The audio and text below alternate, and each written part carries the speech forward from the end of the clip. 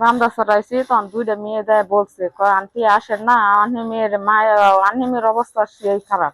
আমি আবার কই মেয়ে ভালো গেল তাহলে কি হইলো। তখন আনে যাওয়ার পরে যায় দেখি এই অবস্থা। আমি বাবা খেয়েছে পরে স্কুলে বড়দের ক্লাসে যতটি পোলাফান ওর পিছনে মানে হিট হইতাছে আর পানি ডালতাছে। বললাম খেয়েছে খেয়েছে আন্টি ধান সারে মায়ের এই অবস্থা করছে। স্যারেরা জিগাইলাম স্যার এভাবে মারাটা কি ঠিক হইলো?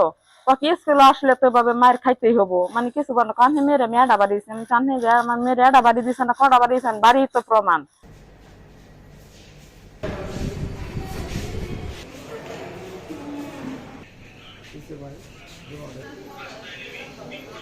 পঙ্কজ স্যার মারছে, ওই স্যারে পানি ঢালতেছে আর ম্যাডাম একটা ধরে আছে। পরে মেয়ে বলতেছে যে মা আমার পাটা অবশ্যই আসতেছে।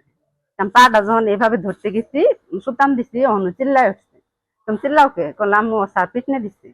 পরে পা তোলা দিয়ে দেখি আপনার দুই ডান পা আর বাম পা দুই পায়ে দুটো দুটো করে বেঁচে পারে। 10:30-11টার দিকে দুটো বাচ্চা তাদের গার্জিয়ান সহ আসেন যে ব্যথা শরীরে। আমি পরীক্ষা করে কিছু দাগও পাই।